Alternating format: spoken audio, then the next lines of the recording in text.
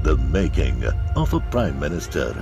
मुश्किलों का अंबार है, वही तो मेरे हौसलों की मीनार है। हिंदुस्तान में दो प्रधान दो निशान नहीं चलेंगे। अगर इतनी ताकत ये पाकिस्तान के खिलाफ लगा दे तो आतंकवाद आसान हो गया।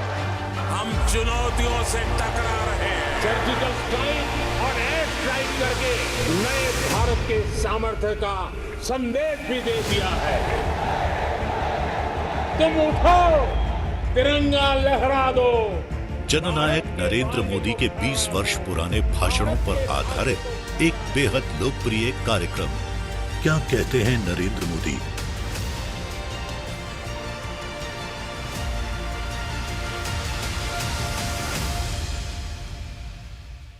नमस्कार, मैं हूं आपके साथ पूजा यादव। हमारे खास प्रोग्राम क्या कहते हैं नरेंद्र मोदी में आज आपको सुनवाएंगे पीएम मोदी का वो ऐतिहासिक भाषण जिन्होंने अक्टूबर 2012 को गुजरात के गांधीनगर में दिया।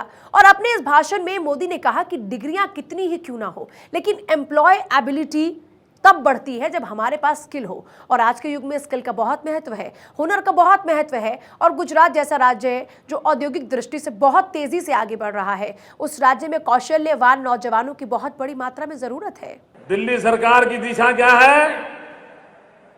अभी 2 दिन पूर्व रेलवे में उन्होंने सर्विस टैक्स लागू कर दिया। उस सर्विस टैक्स के लागू करने के कारण गुजरात में जो कोयला आता है रेल मार्ग से, गुजरात में रेल मार्ग से कोयला आता है, जिस कोयले से बिजली पैदा करते हैं, ये भारत सरकार ने रातों रात सर्विस टैक्स लागू करने के कारण गुजरात की तिजोरी पर 100 करोड़ रुपयों का नया बोझ लग गया। 100 करोड़ रुपए। ये 100 करोड़ रुपए कम रकम नहीं है, लेकिन दिल्ली सरकार उधर कोयले में से भी ले रही है।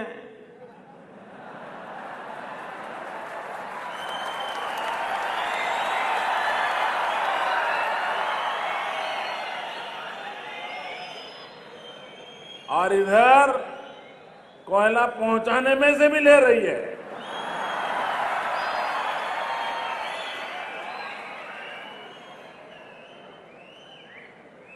हमारी दिशा है देना और ज्यादा देना और निरंतर देना, और उनकी दिशा है लूट सको, जहां से लूट सको लूट लो।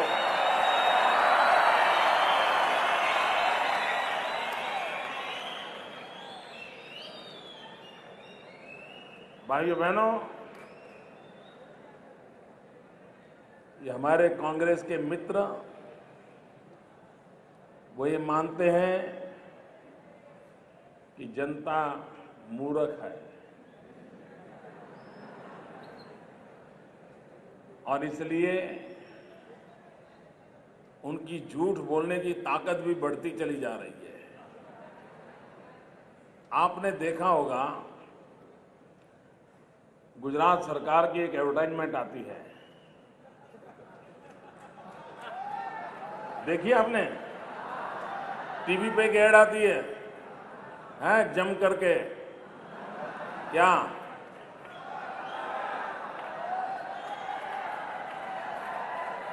अब थप्पड़ टीवी पे लगती है और चक्कर कांग्रेस को आते हैं।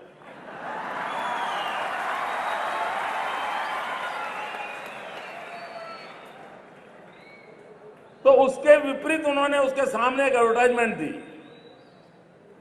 2-4 नौजवानों को बिठाया होटल के अंदर और बातें करने में कह रहे हैं कि थप्पड़ ये गुजरात की संस्कृति नहीं है।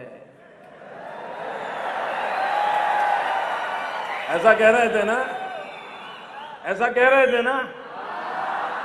2 हफ्ते पहले ये कांग्रेस के मित्र गुजरात की जनता को संस्कार सिखा रहे थे, संस्कृति समझा रहे थे, और 2 दिन से उनकी एडवर्टाइजमेंट आ रही है, 20 थप्पड़ मार रहे हैं। कांग्रेस की है एडवर्टाइजमेंट। 2 सप्ताह पहले थप्पड़ मारना पाप है, गुजरात की संस्कृति के खिलाफ है, और अचानक 2 दिन से वही थप्पड़ मारने के एडवर्टाइजमेंट कह रहे हैं। अब ऐसे लोगों पे भरोसा कर सकते हैं जो खुद 2 सप्ताह में बदल गए, जो खुद दिशा बदल देते हैं? उनकी दिशा पर कोई भरोसा करेगा क्या? गुजरात औद्योगिक विकास में बहुत तेजी से आगे बढ़ रहा है। हमारा देश में 65% पॉपुलेशन 35 से नीचे है। और एक बात मैं हमेशा कहा करता हूं, एक बार गांधी विचार से प्रेरित जीवन जीने वाले आचार्य विनोबा के निकट साथी दादा धर्माधिकारी, उनको एक नौजवान मिलने गया। उन्होंने अपनी किताब में बड़ा अच्छा वर्णन किया है। वो नौजवान किसी परिचित की चिट्ठी लेकर के गया था और दादा धर्माधिकारी को कहने लगा कि दादा, मुझे कोई नौकरी चाहिए, मुझे कोई काम चाहिए। तो दादा ने उसको पूछा, बताओ भाई तुम्हारा नाम क्या है, तुम्हारा अपना परिचय बताओ। तो उसने अपना नाम बताया, फिर कहा मैं इतना डबल ग्रेजुएट हूँ, मेरी ये पढ़ाई वढ़ाई हुई है। फिर उन्होंने पूछा, अच्छा तुम्हारा डबल ग्रेजुएट हो, अच्छा तुम्हें क्या आता है? तो उसने कहा मैं डबल ग्रेजुएट हूँ। उन्होंने कहा वो तो बराबर है, वो तुम्हारी पढ़ाई है, तुम्हें क्या आता है? तो बोले नहीं मैं डबल ग्रेजुएट हूँ। तो उन्होंने फिर से पूछा, अरे भाई तुम डबल ग्रेजुएट हो, लेकिन मैं तुम्हें पूछना चाहता हूँ तुम्हें आता क्या है? तो फिर से वो बोला, अरे दादा मैं डबल ग्रेजुएट हूँ, मुझे नौकरी चाहिए। तो दादा ने कहा बराबर ठीक है, तुम्हें गाड़ी चलाना आता है? तो बोले नहीं। तुम्हें टाइप करना आता है? उस समय कंप्यूटर नहीं था। तो बोले टाइपराइटर भी मुझे नहीं चलाना आता। अच्छा तुम्हें स्विमिंग आता है? बोले वो भी नहीं आता है। तुम्हें ड्राइविंग आता है? बोले ड्राइविंग भी नहीं आता है। तुम्हें खाना पकाना आता है? बोले खाना पकाना भी नहीं आता है। तो तुम्हें बगीचे में कोई काम करना आता है? बोले वो भी नहीं आता है। दादा धर्माधिकारी ने बड़े मजाक के लहजे से इस सारी घटना को लिखा है। भाइयों बहनों, डिग्रियां कितनी ही क्यों ना हो, लेकिन एम्प्लॉयबिलिटी तब बढ़ती है जब हमारे पास स्किल हो। आज के युग में स्किल का बहुत महत्व है, हुनर का बहुत महत्व है। और गुजरात जैसा राज्य जो औद्योगिक दृष्टि से बहुत तेजी से आगे बढ़ रहा है, उस राज्य में कौशल्यवान नौजवानों की जरूरत है, बहुत बड़ी मात्रा में जरूरत है, लाखों की तादाद में जरूरत है। और हमने इस वर्ष को स्किल डेवलपमेंट के रूप में रखा है। और मैं मानता हूं अगर भारत को विश्व सत्ता बनना होगा तो भारत को भी स्किल पे बल देना होगा, स्केल पर बल देना होगा, स्पीड पे बल देना होगा। और नौजवानों में जो जील है, उस जील का उपयोग करना सीखना पड़ेगा।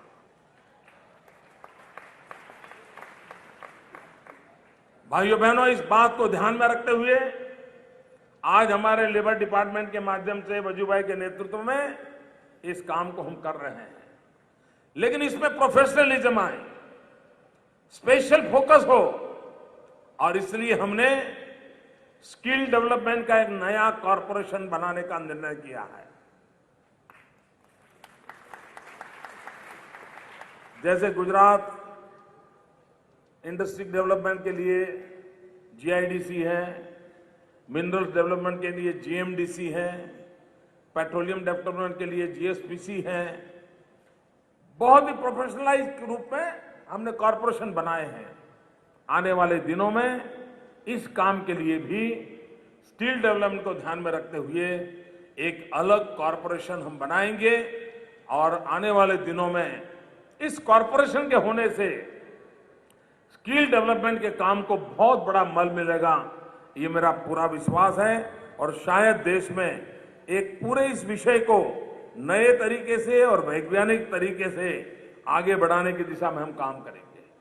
भाइयों बहनों, आज इस कार्यक्रम के साथ साथ विवेकानंद युवा परिषद भी है और जिसमें स्वामी विवेकानंद हमेशा कहते थे नौजवानों को कि भाई तुम ये धार्मिक पुस्तकों के चक्कर में मत पड़ो, तुम जाओ फुटबॉल खेलो। ये हमेशा युवकों को कहते थे जाओ फुटबॉल खेलो। स्वामी विवेकानंद की इच्छा थी कि हमारा नौजवान सामर्थ्यवान हो, शक्तिशाली हो। अगर विवेकानंद जी की 150वीं जयंती मना रहे हैं तो हम भी खेल के मैदानों में हमारे नौजवान आए, उस पर बल देना चाहते हैं। गुजरात सरकार ने अलग स्पोर्ट्स यूनिवर्सिटी बनाई है। आने वाले दिनों में हम हर जिले में स्पोर्ट्स स्कूल बनाने के पक्ष में हैं। इतना ही नहीं, विवेकानंद के 150वीं जयंती के निमित्त हम हर गांव में युवकों के टीम बना करके विवेकानंद युवा केंद्रों की रचना कर रहे हैं। ऑनलाइन रजिस्ट्रेशन किया और आज करीब 20 लाख के करीब, भाग्य जी, करीब 20 लाख नौजवान इस विवेकानंद युवा केंद्रों के साथ जुड़ गए हैं और उनको खेलकूद के साधन देना हमने निर्णय किया है। क्रिकेट की किट, वॉलीबॉल की किट और शहरों में शतरंज जो खेलना चाहते हैं उनको शतरंजी भी किट। भाइयों बहनों, आज वो भी एक कार्यक्रम इसके साथ जोड़ा गया है। जिले के अंदर भी विवेकानंद युवा केंद्र से जो लोग आए हैं हमारे मंत्रीश्रियों के हाथों से, उनको भी आज किट देने का काम हो रहा है।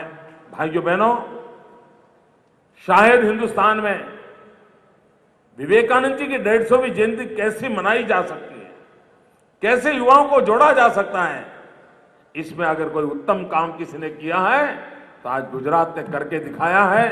मैं सभी नौजवान मित्रों को बहुत बहुत शुभकामनाएं देता हूं। आज जिनको रोजगार के पत्र मिलने वाले हैं उनको मेरी बहुत बहुत शुभकामनाएं हैं। जिन लोगों को खेलने के लिए साधन मिलने वाले हैं उनको भी मेरी शुभकामनाएं हैं। और मित्रों, एक बात निश्चित है, जो खेले वही खिले। जो खेलता नहीं वो खिलता भी नहीं, वो मुरझाया हुआ रहता है। खेलने वाले ही खिलते हैं और इसलिए मैं चाहूंगा कि खेले। मित्रों, ये भी मैं कहना चाहता हूं, खेलने वाला हर नौजवान खिलाड़ी बने इसकी गारंटी नहीं है। खेलने वाला हर नौजवान खिलाड़ी बने उसकी गारंटी नहीं है, लेकिन मेरा इस बात पर भरोसा है कि खेलने वाला हर जवान खेलदिल बनता है। ये मेरा पूरा भरोसा है। वो खिलाड़ी बने या न बने, वो खेलदिल बनता है। और जब समाज के अंदर स्पोर्ट्समैन स्पिरिट जितना बढ़ता है उतना ही समाज लुब्रिकेट होता है, समाज की एक अंतर ताकत बढ़ जाती है। हमारे गुजरात की आंतरिक ताकत बढ़ाने में खेल एक बहुत बड़ा रोल प्ले कर सकता है। खेल के माध्यम से खेलदिली बहुत बड़ा रोल प्ले कर सकती है और हमारे जीवन के हर क्षेत्र में जितनी बड़ी मात्रा में खेलदिली बढ़ती जाएगी उन खेलों में, उन जीवन के हर क्षेत्र में उसकी अपनी तंदुरुस्ती बढ़ेगी। और इसलिए न सिर्फ व्यक्ति की तंदुरुस्ती, व्यवस्थाओं की तंदुरुस्ती, संस्थाओं की तंदुरुस्ती, समाज की तंदुरुस्ती बढ़ाने के लिए खेलदिली का माहौल बने, उस दिशा में हम प्रयास कर रहे हैं। The making of a prime minister. मुश्किलों का अंबार है, वही तो मेरे हौसलों की मीनार है। हिंदुस्तान में 2 प्रधान 2 निशान नहीं चलेंगे। अगर इतनी ताकत ये पाकिस्तान के खिलाफ लगा दे तो आतंकवाद आजमा हो गया। हम चुनौतियों से टकरा रहे हैं। सर्जिकल स्ट्राइक और एयर स्ट्राइक करके नए भारत के सामर्थ्य का संदेश भी दे दिया है। तुम उठो, तिरंगा लहरा दो। जननायक नरेंद्र मोदी के 20 वर्ष पुराने भाषणों पर आधारित एक बेहद लोकप्रिय कार्यक्रम क्या कहते हैं नरेंद्र मोदी,